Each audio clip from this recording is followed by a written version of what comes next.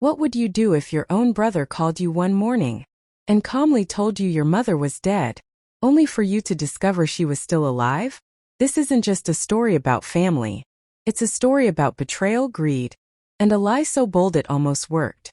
A lie that involved a fake funeral, stolen money, and a plan that could have ended in murder. Before we begin, make sure you like this video and comment below telling us which country you're watching from, because this story will shock you no matter where you live. Now take a deep breath, because what happens next proves that sometimes the people closest to us are the ones we need protection from the most. The call came at exactly 6:47 a.m. on a Tuesday morning. I remember the time because I had just poured my second cup of coffee and was standing by the kitchen window, watching the snow drift quietly over the rooftops of Toronto. Winter always slowed the world down here. The streets were still. The sky was pale gray. Everything felt frozen in place. Except my phone. When I saw the name on the screen, my stomach tightened. Glenn. My younger brother. We hadn't spoken in nearly 3 weeks. Not since our last tense visit to our mother's nursing home. The silence between us had felt heavy, unfinished. Still, I never expected this call. I answered. Hello. There was a pause. Just long enough to make my chest feel tight. Then Glenn spoke. Margaret, he said, using my full name in that overly formal way he always did when something was wrong. His voice had a strange calm to it. Not sadness. Not shock. Something rehearsed. I have some difficult news. My fingers curled tighter around the phone. Mom passed away last night, he continued. Peacefully. In her sleep. The world seemed to tilt. What? I whispered. That's not possible. I was planning to visit her today. He didn't respond to that. Instead, his tone shifted, cooler, sharper, almost businesslike. The funeral is Friday. I've already made all the arrangements. I barely had time to process those words before he added something that made my blood run cold. Oh, and about Mom's estate, he said. The will is very clear. Everything goes to me. The house. The cottage. Her investments. All of it. You don't get anything. And don't even think about contesting it. Then the line went dead. I stood there in my kitchen, staring at my phone like it had betrayed me. No sympathy. No comfort. No I'm sorry. Just a warning. My mother was dead, and my brother's first priority was making sure I knew I was getting nothing. Something felt deeply, horribly wrong. Let me step back for a moment. My name is Margaret Harrison. I'm 64 years old. A retired civil engineer who spent 4 decades working on infrastructure projects across Ontario. Bridges, roads, water systems. I believed in building things that lasted. My husband Thomas passed away 3 years ago after a long battle with cancer. We had one daughter, Emma, who is now 28 and works as a marine biologist in Vancouver. After Thomas died, my world shrank. I filled the silence with volunteer work and weekly visits to my mother, Helen Harrison, who had always been my anchor. She was 85, sharp as ever, a retired schoolteacher who could still quote poetry and beat anyone at Scrabble. Until recently, she had lived independently in her home in Richmond Hill. That changed 9 months ago. Glenn convinced her she needed help. He suggested moving her into a care facility. He insisted on becoming her power of attorney, just to manage bills and medical appointments, he said. I was uneasy, but Mom trusted him. He was her baby boy. Within weeks of Glenn gaining control, everything shifted. Suddenly, Mom was diagnosed with severe dementia. Suddenly, she couldn't live alone. Suddenly, she was placed in Maple Grove Care Center. When I visited for the first time, my heart broke. My vibrant mother sat slumped in a chair, staring at nothing. She barely spoke. When she did, her words were confused, fragmented. She didn't even recognize me. This doesn't make sense, I had told her doctor, Dr. James Whitmore. She was fine 2 months ago. Dementia can progress rapidly, he said smoothly, but it never sat right with me. Still, I kept coming. 3 times a week. Holding her hand. Talking to her. Loving her even when she didn't know my name. Glenn visited too, but rarely. And always in a hurry. Now, standing alone in my kitchen after that call, my grief was replaced by something colder. Suspicion. I picked up the phone and called Maple Grove Care Center. I'm calling about my mother, Helen Harrison, I said. I was just informed she passed away last night. There was silence on the other end. Then the nurse said, I'm sorry, ma'am, but your mother is alive. She's having breakfast right now. My knees nearly gave out. Alive. My brother had lied. And if he lied about her death, what else was he willing to do? I hung up, my hands shaking, and whispered to the empty room. This isn't grief. This is greed. I had just learned my brother lied about our mother's death, but what I discovered next would prove he wasn't just lying. He was planning something far darker. I sat at my kitchen table for a long time after that call. The coffee in my mug had gone cold, untouched. Outside, the snow continued to fall, soft and silent, as if the world hadn't just shifted beneath my feet. My mother was alive, and my brother had told me she was dead. That wasn't a misunderstanding. It wasn't confusion. It was deliberate. I knew Glenn well enough to understand that he didn't make mistakes like that. He was careful, calculated, especially when money was involved. I picked up my phone again and called my daughter, Emma. She answered on the third ring, her voice sleepy but instantly alert. Mom? It's really early. Is everything okay? No, I said quietly. Your uncle just told me Grandma died. There was a pause. Oh my God. I'm so sorry. She didn't, I interrupted. I just spoke to the nursing home. She's alive. She's eating breakfast. Silence. Then Emma said very slowly, Mom, that's not normal. I know. A few seconds passed before she spoke again. What do you think he's doing? I stared at the wall in front of me, my reflection faint in the dark window. I think he's trying to steal her estate. Emma exhaled sharply. That's elder abuse. And fraud. If he has power of attorney. I know, I said. And I don't think we have much time. After we hung up, I began making calls. The first was to Robert Chun, a lawyer I'd worked with years earlier on a professional matter. When I explained the situation, his tone changed immediately. Margaret, this is serious, he said. If your brother is misrepresenting your mother's condition or misusing her assets, we're talking about criminal behavior. But we need proof. Solid proof. That word echoed in my mind. Proof. By noon, I had also hired a private investigator, Sarah Mitchell. She came to my house that afternoon, sharp-eyed and calm, with a notebook already in her hand. How long has your brother had power of attorney? She asked. About 9 months, I said. Right before Mom was diagnosed with dementia. And before that? She was completely independent. Volunteering. Playing bridge. Sharp as ever. Sarah nodded slowly. I've seen cases like this before. I'll start with her finances. Give me 48 hours. That evening I drove to Maple Grove. I hadn't told anyone I was coming. Mom was sitting in her usual chair by the window, her thin gray hair softly lit by the fading daylight. She looked frail, smaller than I remembered, but something felt different. She seemed present. Mom, I said softly, pulling a chair beside her. It's me. She turned toward me slowly. For just a second our eyes met, and in that moment I thought I saw recognition. Her mouth opened like she wanted to speak. Then a nurse walked in to check her vitals, and the moment vanished. Her face went blank again. I drove home that night with my thoughts racing. If Glenn could lie about her death, what was he planning next? A fake funeral? Asset transfers while everyone believed she was gone? The idea sounded insane, but it was also terrifyingly clever. The next morning Sarah called. Margaret, you need to sit down, she said. I already was. In the past 8 months, she continued. Your brother has transferred roughly $280,000 from your mother's accounts into his own. He also sold her cottage through a numbered company. I'm still tracing it, but I suspect it leads back to him. My hands trembled. And there's more, she added. The doctor who diagnosed your mother's dementia, Dr. James Whitmore, went to university with your brother. They've been friends for decades. I felt sick.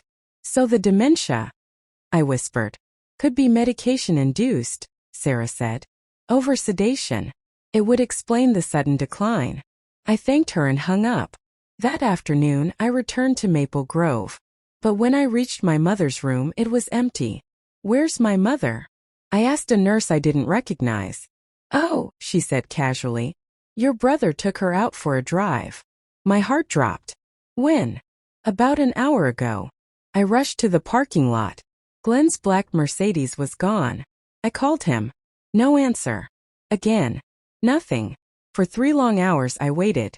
When they finally returned, Mom looked exhausted, barely able to stand. Glenn saw me waiting in the hallway. What are you doing here? He snapped. You told me she was dead, I said. Yet here she is. He laughed. Actually laughed. Misunderstanding, he said. Dementia causes confusion. As he brushed past me, his voice dropped. I'm her power of attorney. You don't get a say. That night as I was leaving, my phone buzzed. An unknown number. I answered. Margaret, a woman whispered. My breath caught. Yes. It's me. The voice was weak, but unmistakable. My mother. Come to my room tonight, she said. After 10. Don't tell anyone. The line went dead. My mother could barely speak during the day. Yet she had just called me in secret. And what she revealed that night would change everything I thought I knew. I waited in my car until the clock on the dashboard read 10:07 p.m. The nursing home sat quiet under a thin layer of snow, its windows glowing softly against the dark. Glenn's Mercedes was nowhere in sight. The day shift was long gone, replaced by a skeleton night crew. My hands were shaking as I typed in the side door access code. Every step down the hallway felt louder than it should have. The hum of fluorescent lights. The distant rattle of a cart. My heart pounding in my ears. When I reached my mother's room, the door was closed. I knocked once, then slowly opened it. She was sitting up in bed. The lights were dim, but her posture was different. Straighter. Alert. When she turned to look at me, my breath caught. Her eyes were clear. Focused. Alive in a way I hadn't seen in nearly a year. Close the door, she said calmly. Not the slurred, confused voice I'd grown used to. Her real voice. I did as she asked, my hands trembling. Mom? I whispered. Are you okay? She smiled. A small, knowing smile. The same one she used to give me when I was a child and she knew something I didn't. Sit down, sweetheart, she said. We don't have much time. I sank into the chair beside her bed, my mind spinning. The dementia, I said. The diagnosis. You couldn't even recognize me. I was pretending, she said gently. The room felt like it tilted sideways. Pretending. I echoed. She reached for my hand. Her grip was strong. Steady. Nothing like the frail hands I'd been holding for months. Margaret, she said. I needed to know something before I died. I stared at her, unable to speak. I needed to know which of my children would take care of me when I had nothing left to offer, she continued. Not money. Not property. Just love. Tears filled my eyes. When Glenn suggested becoming my power of attorney, she said, I saw an opportunity. I agreed, but not before speaking to my own lawyer. My breath caught. I moved most of my assets into an irrevocable trust before Glenn ever gained access, she explained. The accounts he controls? I left just enough to see what he'd do. I shook my head, overwhelmed. Why didn't you tell me? I asked softly. Her expression softened. Because I had to test both of you, she said. I had to see who would show up. And you did. 3 times a week. Even when I acted like I didn't know your name. Tears slid down my cheeks. I watched Glenn, she continued. Pressure me. Threaten me. Steal from me. Drug me so I'd stay compliant. My chest tightened. He told me you were dead, I said. He's planning a funeral. She nodded. I know. He told me today. Said I'd pass peacefully after signing some papers. A chill ran through me. We need the police, I said. Now. Not yet, she said calmly. Everything is already in motion. Robertson is helping me. Quietly. I squeezed her hand. I trust you. Over the next 2 days, everything fell into place. Hidden cameras were installed. Trusted staff were alerted. The police were looped in but instructed to wait. Glenn came again. Once with papers. Once with medication. And every time my mother played her part perfectly. Then Friday came. The day of the funeral. My brother was about to stand in front of a room full of mourners. and deliver a eulogy for a woman who was very much alive. The chapel was full. White lilies lined the front. Soft organ music echoed through the room. The air smelled faintly of polished wood and grief. I sat in the second row, hands folded tightly in my lap, my heart beating so hard I was sure others could hear it. Around me, neighbors whispered condolences. Old friends dabbed their eyes with tissues. At the front of the room stood a closed casket. Empty. Glenn moved through the crowd like a man in control. Dark suit. Perfect tie. A carefully practiced expression of sorrow. He accepted sympathy with gentle nods and quiet sighs, playing the role flawlessly. If I hadn't known the truth, I might have believed him. But every time his eyes flicked toward me, I saw it. Fear. He stepped up to the podium, cleared his throat, and began. My mother, Helen Harrison, he said solemnly, was a woman of strength and grace. She devoted her life to her family, and her final days were peaceful. Peaceful. The word burned in my ears. She trusted me, Glenn continued. In her final months, she relied on me to protect her wishes and manage her affairs. I promised to honor her legacy. I felt my jaw tighten. Behind him, the chapel doors creaked softly. No one noticed at first. Glenn went on, voice thick with emotion. Though my sister and I had our differences, I know she would have wanted unity. That's when the doors opened fully. The sound echoed through the chapel. Heads turned. Gasps rippled through the room. And there she was. My mother. Standing tall in a soft blue coat, hair neatly styled, eyes sharp and unmistakably alive. A cane rested in her right hand, not from weakness but dignity. Beside her stood Detective Laura Mitchell and Attorney Robert Chun. The room erupted.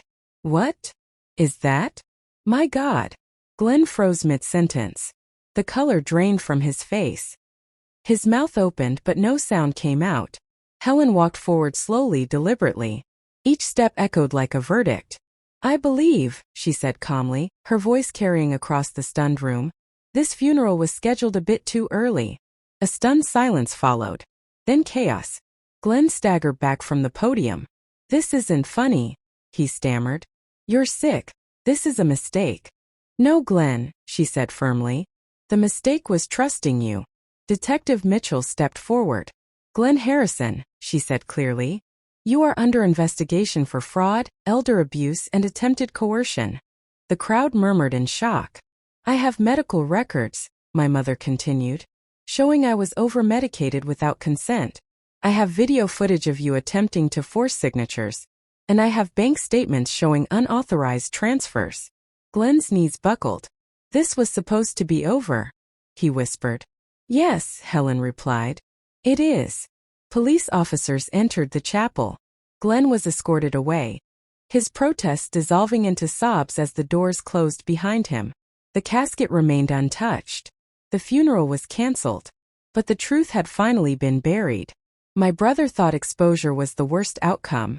But what happened after his arrest revealed a betrayal even deeper than greed. Glenn's arrest made the evening news. By nightfall, reporters were camped outside Maple Grove Care Center and my mother's house. Headlines spoke of fraud, elder abuse, and a funeral held for a woman who wasn't dead. But the truth was that was only the beginning. 3 days after Glenn was taken into custody, Detective Laura Mitchell asked me to come down to the station. There's something you need to see, she said. The interview room was cold and quiet. A thin file folder sat on the metal table between us. Your brother isn't cooperating, she explained. But during a routine financial audit, we found something that doesn't quite add up. She slid the folder toward me. Inside were bank statements, property records, transfer confirmations. First they looked ordinary. Then I noticed the dates. Some of the withdrawals went back nearly 7 years. That can't be right, I said. Mom was healthy then. That's what concerns us, Detective Mitchell replied. Glenn hadn't just started exploiting our mother when she moved into care. He had been doing it quietly, patiently for years. Small amounts at first. 5,000 here. 10,000 there. Always just below the threshold that would raise alarms. He framed it as helping her manage her finances, the detective said. But the pattern shows long-term planning. My stomach turned. How much? I asked. Detective Mitchell didn't hesitate. Just under $3 million. The room felt smaller. Where did it go? I asked. She turned another page. Offshore accounts. Shell companies. One name repeated itself across multiple documents. Evelyn Cross. Who is that? I asked. The detective met my eyes. Glenn's fiancée, she said. At least, that's what he told people. I had never heard that name before. Apparently, neither had my mother. She's been living in the Caribbean, the detective continued. We believe Glenn planned to flee once the estate was settled. I closed my eyes. A funeral. A fake death. A clean escape. It had all been mapped out. That evening, I sat with my mother in her living room. The house felt warmer than it had in years. I always knew Glenn had weaknesses, she said softly. But I never imagined this. You trusted him, I said. She nodded. That was my mistake. No, I said firmly. Trust is not a crime. What he did was. She reached for my hand. I'm glad I waited, she said. Glad I watched. Glad I didn't give everything away too soon. The trial came quickly. The evidence was overwhelming. Video footage. Medical records. Financial trails. Glenn pleaded guilty. The judge sentenced him to 9 years in federal prison, with full restitution ordered. But money was never the hardest loss. It was the truth. The realization that someone you love has been calculating your vulnerability for years.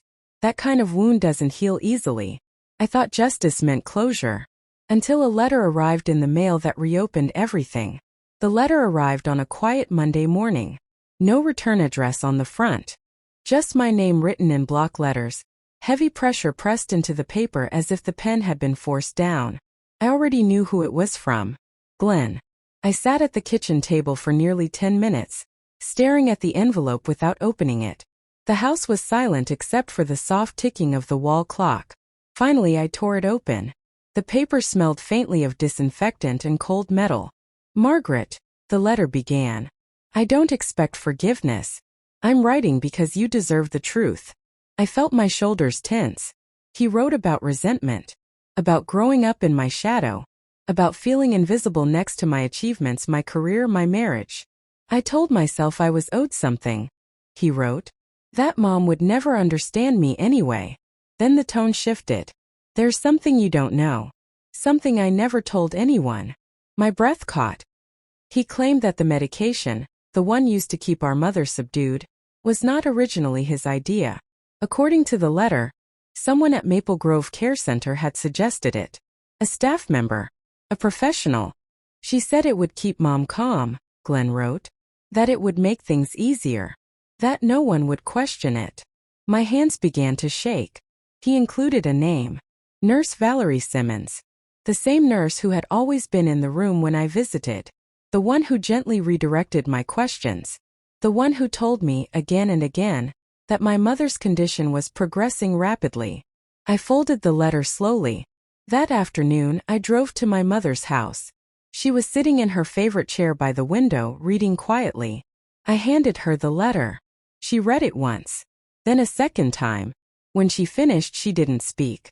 She simply folded the paper and placed it on the table. Her face had gone pale. Mom, I asked softly. She looked up at me, her eyes distant. I remember her, she said quietly. Valerie. My chest tightened. She was very attentive, my mother continued, always offering to adjust my medication, always insisting I rest. I swallowed hard. I trusted her, she whispered. That same evening, Detective Mitchell reopened the investigation. What they uncovered was disturbing. Nurse Valerie had a history of complaints. Subtle ones. Nothing strong enough to lead to termination. But Glenn's case was the first time her actions had been documented with evidence.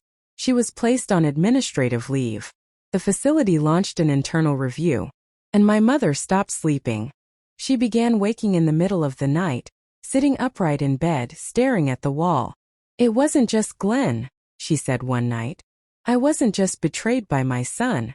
She squeezed my hand tightly. I was surrounded by people who saw me as a problem to be managed. That truth cut deeper than any theft. We thought the worst had been uncovered. Until another family stepped forward with the same story. The first call came from a stranger, a woman named Carolyn Price.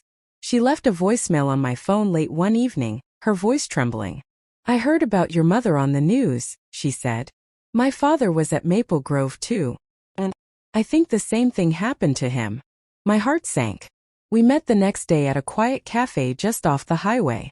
Carolyn was in her early 40s, dark circles under her eyes, hands wrapped tightly around a mug she barely touched. "My dad was admitted 2 years ago," she said. "He was forgetful, but he was still himself. Within months he stopped speaking. The doctors said it was dementia." She swallowed hard. "He died 6 months later." I felt a chill. Was Nurse Valerie involved? I asked carefully. Carolyn nodded. She was always there. Always calming. Always pushing medication. Over the next week more calls came. 3 families. Then 5. Then 9. Different patients. Same facility. Same nurse. All rapid declines. All heavy sedation. All estates managed by someone else. Detective Mitchell called it what it was. A pattern. The investigation widened. Maple Grove Care Center was raided. Records were seized. Medication logs were pulled. What they found was devastating. Valerie had been quietly increasing dosages beyond prescribed levels, charting false symptoms, creating the appearance of severe cognitive decline. Families trusted the paperwork. Doctors trusted the charts.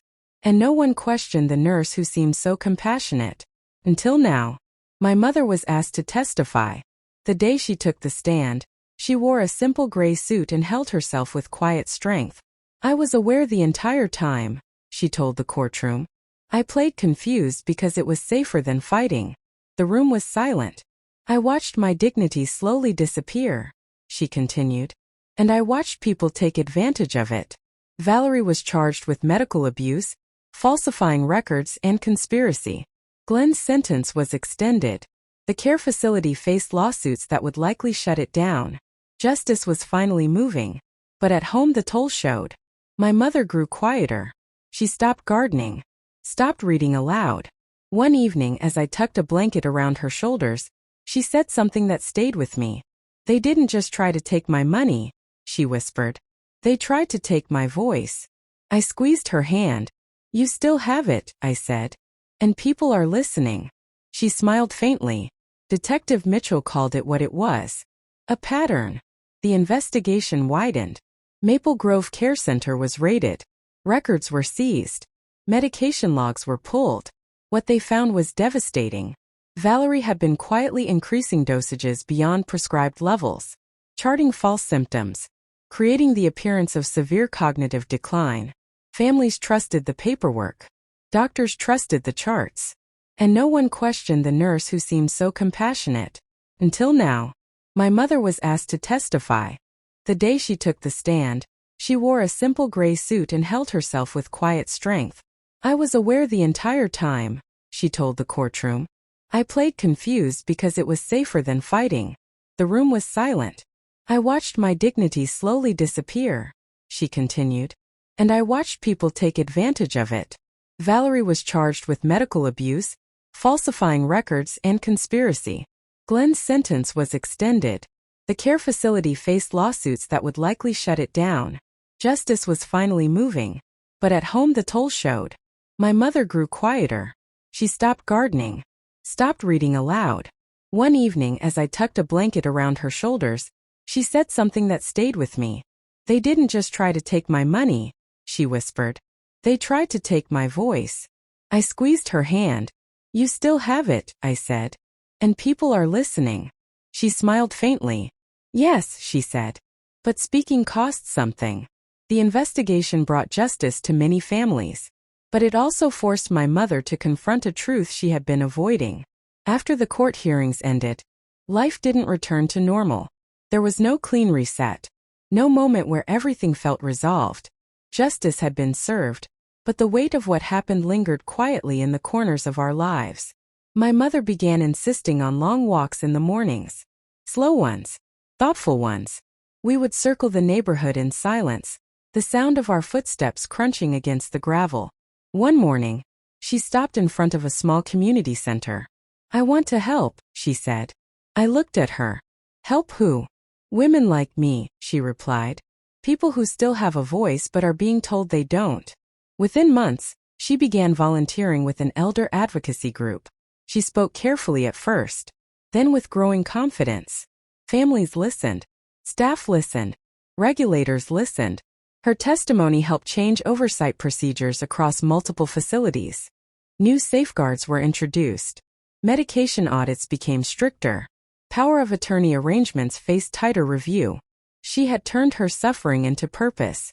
But healing doesn't move in straight lines. Late one night, I found her sitting at the kitchen table, staring at Glenn's old childhood photo. I keep asking myself where I failed, she said softly. You didn't, I told her. You loved. She nodded, but the guilt lingered. Then one afternoon another letter arrived. Not from Glenn. From Evelyn Cross. She wrote from the Caribbean, where authorities had finally located her. I didn't know how far he had gone, she wrote. I believed his version. I'm sorry. The apology felt hollow. Some damage can't be undone. That night, my mother made a decision. I want to change my will, she said. I stiffened. You don't have to. I know, she said gently. But I want to. She left a portion of her estate to the advocacy group. Another portion to a scholarship fund for nurses who choose ethics over convenience. And the rest? She divided it simply, fairly, not as punishment, as closure. I thought the story was finally ending, until one final meeting forced me to confront forgiveness itself. The weeks after the will changes were quiet, almost peaceful. Mom seemed lighter, more at ease. She laughed more, asked questions about the world, and sometimes even teased me about forgetting to bring her favorite tea. But peace was fragile. One morning, I received a call from the parole office. Glenn had been released early for good behavior. My stomach sank. I hadn't expected to see him again. And yet, the world has a way of forcing unfinished stories back into our lives. The meeting was set in a small mediation room at the courthouse. Mom insisted on coming with me. As we entered, Glenn's face was pale. His confidence from before had vanished. He avoided her eyes. He started, then faltered. Mom stood tall, her posture straight, her eyes sharp and unflinching. Douglas already told me everything, she said simply. I don't need your excuses. I just need to know.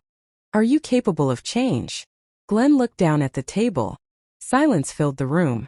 I'll try, he said finally, voice barely above a whisper. Mom studied him for a long moment. Then she shook her head. Trying is not enough, she said. You need to do. And you need to take responsibility for your choices. Words alone won't rebuild trust. I watched her deliver this quiet judgment, and I realized something important. Mom wasn't just protecting herself anymore. She was teaching Glenn a lesson he might never forget. Integrity cannot be faked, and respect cannot be stolen. Glenn left the room defeated, humbled, and for the first time in decades, aware of the damage he caused. As we walked out together, I asked Mom, do you ever regret the test? She smiled softly. Regret? No. I learned who my real family is. And I learned the most important lesson of all. She paused, her eyes meeting mine, steady and unwavering. Love is not measured by what people take from you. It's measured by what they do for you when nothing is in it for them. I nodded, understanding at last why she had endured the pain, why she had faked the dementia, and why she had orchestrated everything with such precision. But just as I thought this story had reached its conclusion, Mom leaned closer, her voice dropping to a whisper. There's one more thing you need to see, and it's going to shock you. I thought the test was over. I thought Glenn's punishment and Mom's plan had closed the chapter. But that whisper hinted at a secret even I wasn't prepared for. Mom's whisper lingered in my mind as we drove home that night. What is it, Mom? I asked, my hands gripping the steering wheel. She didn't answer immediately. Instead, she reached into her bag and pulled out a small envelope, thick and heavy with papers. This, she said, handing it to me, is the final piece of the puzzle. I opened it carefully.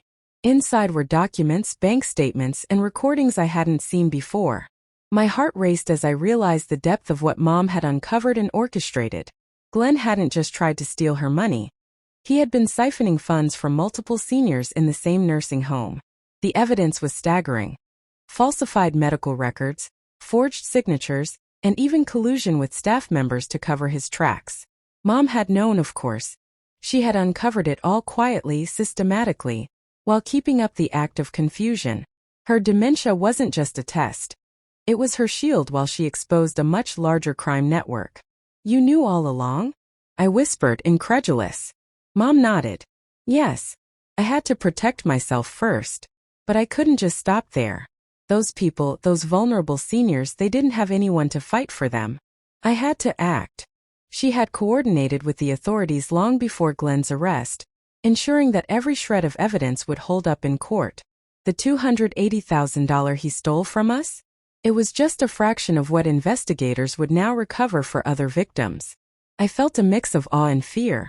My mother, 85 years old, had outsmarted her own son, a corrupt doctor, and a network of enablers, all while pretending to be helpless. I looked at her, finally seeing the full extent of her strength, her courage, and her brilliance. "So," I said, my voice barely audible, "you saved them all and me."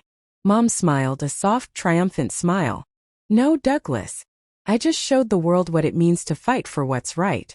And I taught you the same lesson. Family isn't blood. It's loyalty. It's love. It's showing up when no one else does." For the first time in months, I felt truly at peace. Glenn's greed, his lies, his manipulation, they were all exposed. Justice wasn't just served for Mom and me. It was served for every vulnerable person Glenn thought he could take advantage of. We sat on the back porch that night, snow falling gently around us. Mom sipped her tea wrapped in a thick blanket, her eyes clear, focused, alive. "You did well, Douglas," she said. "Not just for me, but for everyone who couldn't defend themselves. That's real courage. That's real family." I squeezed her hand, overwhelmed by the journey we had endured. In that moment, I realized the truth Mom had been teaching me all along. Life isn't about waiting for people to do the right thing. It's about being the person who does. And as the snow fell silently around us, I knew one thing for certain. No inheritance, no money, no title could ever replace the lessons I had learned from Helen Harrison, my mother, my hero, and the bravest person I would ever know.